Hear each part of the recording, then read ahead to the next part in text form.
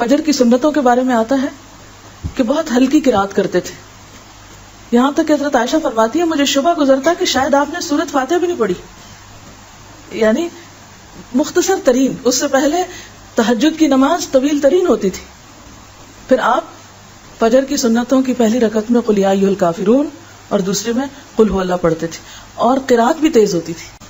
حضرت جابر بن سمرہ بیان کرتے ہیں کہ رسول اللہ صلی اللہ علیہ وسلم نماز فجر میں سورۃ قاف والقرآن المجید اور اس کی مانند کوئی اور سورت پڑھتے تھے، یعنی زیادہ یہ پڑھتے تھے یا اتنے ہی سائز کی کچھ اور. رسول اللہ صلی اللہ علیہ وسلم نے ہمیں مکہ فتح ہونے کے بعد فجر کی نماز پڑھائی. صحابہ کہتے ہیں پس سورۃ مؤمنون یعنی قد افلح المؤمنون شروع کی، یہاں تک کہ موسیٰ اور ہارون علیہ السلام یا عیسیٰ علیہ السلام کا ذکر آیا تو نبی صلی اللہ علیہ وسلم کو کھانسی آ گئی اور آپ رکوع میں چلے گئے. حضرت عمرو بن حریث روایت کرتے ہیں کہ انہوں نے رسول اللہ صلی اللہ علیہ وسلم کو نماز فجر میں واللیل اذا عسعس یعنی سورۃ تکویر پڑھتے ہوئے سنا، اذا الشمس کبرت. حضرت عقبہ بن عامر روایت کرتے ہیں کہ میں سفر میں رسول اللہ صلی اللہ علیہ وسلم کی اونٹنی کی مہار پکڑے ہوئے چل رہا تھا. آپ سفر میں نماز صبح کے لیے اترے تو آپ نے صبح کی نماز میں قل اعوذ برب الفلق اور قل اعوذ برب الناس پڑھی. اس سے کیا پتہ چلتا ہے؟ سفر میں جہاں قصر ہے وہاں نماز بھی مختصر، تاکہ سفر ختم ہو جائے، نہ کہ راستے میں اتنی لمبی بریک لیں. تو اس سے دین کی وسعت اور حالات کے تقاضوں کے مطابق اس کا ڈھلنا پتہ چلتا ہے. حضرت معاذ بن عبداللہ کہتے ہیں کہ نبی صلی اللہ علیہ وسلم نے نماز فجر میں دونوں رکعتوں میں اذا زلزلت کی تلاوت فرمائی. اس سے ایک اور نمونہ پتہ چلتا ہے، کیا کہ ضروری نہیں کہ 2 رکعتوں میں الگ الگ ہی پڑھی جائے سورت. اگر کبھی 2 رکعتوں میں ایک ہی سورت پڑھ دی گئی تو اس سے بھی فرق نہیں پڑتا، اس کی بھی سنت ملتی. تو گویا ہمارے دین میں ریجیڈیٹی نہیں ہے، بلیک اینڈ وائٹ حکم نہیں ہے، حالات اور ضروریات کے مطابق مختلف سنتیں سکھائی گئی ہیں. تو اس سے کیا پتہ چلتا ہے کہ آپ صلی اللہ علیہ وسلم فجر کی سنتیں مختصر پڑھتے، قل یا ایھا الکافرون اور قل ھو اللہ پڑھتے، فرض لمبے پڑھتے روٹین میں، لیکن حسب ضرورت آپ نے اختصار بھی فرمایا اور دونوں رکعتوں میں ایک سورت بھی پڑھی. یہ ہے خلاصہ ساری گفتگو کا. ظہر اور عصر کی نماز. حضرت ابو قتادہ سے روایت ہے کہ رسول اللہ صلی اللہ علیہ وسلم ظہر اور عصر کی پہلی 2 رکعتوں میں سورۃ فاتحہ اور کوئی ایک سورت پڑھتے، پچھلی 2 رکعتوں میں صرف فاتحہ پڑھتے، اور کبھی کبھار ہمیں ایک آدھ آیت بلند آواز سے پڑھ کر سنا دیتے. حضرت جابر بن سمرہ روایت کرتے ہیں کہ رسول اللہ صلی اللہ علیہ وسلم ظہر میں واللیل اذا یغشا پڑھتے، واللیل اذا یغشا. ایک اور روایت میں ہے سبح اسم ربک الاعلی، یعنی ظہر میں واللیل اذا یغشا اور سبح اسم ربک الاعلی.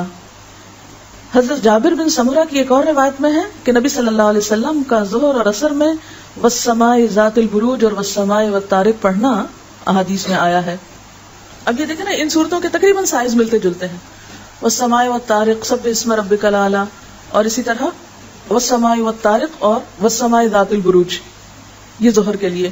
اور عصر کے بارے میں آتا ہے کہ عصر کی نماز کی لینتھ ظہر کی نماز سے تقریباً نصف ہوتی تھی، یعنی عصر میں پڑھی جانے والی صورتیں پھر ظہر سے نسبتاً مختصر ہوتی تھی.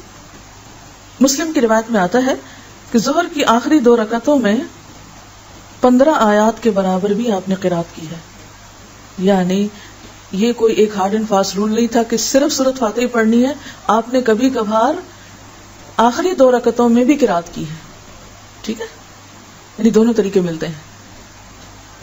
ایک طریقہ یہ بتایا نا کہ آپ صلی اللہ علیہ وسلم ظہر اور عصر کی پہلی 2 رکعتوں میں فاتحہ کے ساتھ سورت پڑھتے تھے. سورت کون کون سی؟ سبح اسم ربک الاعلی والسماء والطارق والسماء ذات البروج جیسی صورتیں. ٹھیک ہے، اور آخری 2 رکعتیں کیا تھی؟ سورت فاتحہ. پھر اس کے بعد عصر کی نماز میں بھی اسی طرح، لیکن عصر کی جو صورتیں تھی وہ ظہر کی نسبت ذرا اور چھوٹی ہوتی تھی. کبھی کبھی آپ نے ظہر کی باقی 2 رکعتیں جن میں عموماً سورۃ فاتحہ پڑھی جاتی تھی اس میں بھی سورت پڑھی ہے. یعنی اس سے کیا پتہ چلتا ہے کہ ظہر کی باقی 2 رکعتوں میں اگر کبھی آپ نے سورت پڑھ لی تو کیا ہوگا؟ غلط نہیں ہوگا. نماز مغرب نماز مغرب میں حضرت جبیر بن مطعم روایت کرتے ہیں کہ میں نے نبی صلی اللہ علیہ وسلم کو نماز مغرب میں سورۃ طور پڑھتے ہوئے سنا ہے، سورۃ طور پڑھتے ہوئے سنا۔ اسی طرح ایک اور صحابیہ نے، خاتون ہے ام الفضل کی بیٹی حارثہ، وہ کہتی ہے کہ میں نے آپ کو مغرب میں سورۃ والمرسلات عرفا پڑھتے سنا۔ طور اور مرسلات ملتی جلتی ہیں سائز میں، لیکن آپ نے ہمیشہ مغرب کی نماز مختصر نہیں پڑھی، طویل بھی پڑھی ہے، حتیٰ کہ ایک روایت میں آتا ہے کہ آپ نے مغرب کی نماز سورۃ آراف کے ساتھ پڑھی اور اس سورت کو 2 رکعتوں میں پڑھ ڈالا، یعنی پورا کر دیا 2 رکعتوں میں۔ لیکن یہ روز کا معمول نہیں تھا کہ مغرب میں آپ سورۃ آراف جتنی سورت پڑھیں۔ ایسا کیوں کیا؟ یعنی ضروری نہیں کہ مغرب ہمیشہ مختصر ہی ہوگی، مغرب طویل بھی پڑھی جا سکتی ہے۔ اس سے مغرب کا وقت بھی پتہ چلتا ہے کہ مغرب کا وقت عشاء سے پہلے تک رہتا ہے، اگرچہ افضل وقت جو ہے ابتدا کا ہے، لیکن اگر کوئی شخص شروع میں پڑھتا ہے اور پھر وہ طویل ہو جاتی ہے اور اندھیرا ہو جاتا ہے، جیسے فجر کی نماز میں اندھیرے سے روشنی ہو جاتی ہے، اسی طرح اگر مغرب میں روشنی سے اندھیرا ہو جاتا ہے، ذرا لمبی قرات کسی وقت ہو جاتی ہے، تو اس میں بھی حرج نہیں، اس کی رخصت ہے۔ پھر ہے نماز عشاء۔ حضرت براء بن عازب روایت کرتے ہیں کہ میں نے رسول اللہ صلی اللہ علیہ وسلم کو نماز عشاء میں والتین والزیتون پڑھتے ہوئے سنا، اور میں نے نبی صلی اللہ علیہ وسلم سے زیادہ خوش آواز کسی کو نہیں سنا۔ والتین والزیتون جو ہے یہ کتنی لمبی صورت ہے، عشاء میں والتین والزیتون پڑھا، کیوں؟ اس لیے کہ سارے دن کے لوگ کام کر کے تھکے ہوئے ہیں، اور آپ دیکھیں کہ آپ کی زندگی میں کوئی ایک روٹین کی زندگی نہیں تھی، ایک غزوے کے بعد دوسرا غزوہ، ایک مشکل کے بعد دوسری مشکل، اس میں پھر غیر معمولی حالات اکثر پیش آ جایا کرتے تھے۔ بلکہ اس کے برعکس حضرت معاذ نے جب لمبی صورتیں پڑھائی تھی تو آپ سخت ناراض ہوئے تھے، حالانکہ حضرت معاذ وہی حضرت معاذ ہیں جن کا ہاتھ پکڑ کے حضور صلی اللہ علیہ وسلم نے فرمایا تھا واللہ یا معاذ انی احبک فی اللہ، قسم کھا کے فرمایا تھا کہ اے معاذ میں تم سے اللہ کی خاطر محبت کرتا ہوں، اور دوسرے وقت میں اتنا سخت ڈانٹا تھا کہ شاید ہی اتنا زیادہ کسی کے ساتھ آپ ناراض ہوئے ہوں، لوگوں کو فتنے میں ڈال رہے ہو تم۔ تو یہ بھی آپ کی حکمت ہے کہ ایک وقت میں محبت کا اظہار اور بعض غلطیوں پر سختی سے گرفت، کیوں؟ اس لیے کہ اس میں لوگوں کی تکلیف تھی۔ حضرت معاذ بن جبل نے عشاء میں سورۃ بقرہ پڑھی، مقتدیوں میں سے ایک کھیتی باڑی کا کام کرنے والے نے سلام پھیر دیا، پھر اس نے رسول اللہ صلی اللہ علیہ وسلم کی خدمت میں حاضر ہو کر عرض کیا، اے اللہ کے رسول صلی اللہ علیہ وسلم، ہم لوگ اونٹوں والے ہیں، دن بھر مشقت کرتے ہیں۔ معاذ نے عشاء میں سورۃ بقرہ شروع کر دی، مجھے دن کے تھکے ہوئے کو لمبی قرات سے ملال ہوا۔ آپ صلی اللہ علیہ وسلم نے معاذ سے کہا، تم لوگوں کو نفرت دلاتے ہو اور فتنہ کھڑا کرتے ہو۔ آپ نے 3 مرتبہ یہ بات دہرائی، پھر فرمایا جب تم جماعت کراؤ تو والشمس وضحاها اور واللیل اذا یغشی اور سبح اسم ربک الاعلی کی تلاوت کرو، اس لیے کہ تیرے پیچھے بوڑھے، کمزور اور ضرورت مند بھی نماز ادا کرتے ہیں۔ اب نماز جمعہ کے بارے میں حضرت نعمان بن بشیر روایت کرتے ہیں کہ رسول اللہ صلی اللہ علیہ وسلم دونوں عیدوں اور جمعہ کی نماز میں سبح اسم ربک الاعلی اور هل اتاک حدیث الغاشیہ پڑھتے تھے۔ نعمان بن بشیر کہتے ہیں جب عید اور جمعہ ایک دن میں جمع ہوتے تو پھر بھی نبی صلی اللہ علیہ وسلم یہ دونوں صورتیں دونوں نماز میں پڑھتے، یعنی صبح عید پڑھی، دوپہر کو جمعہ پڑھا، صبح بھی وہی صورتیں پڑھی، دوپہر بھی وہی پڑھی، یعنی اس میں آپ کی روٹین کافی ایک جیسی رہی ہے۔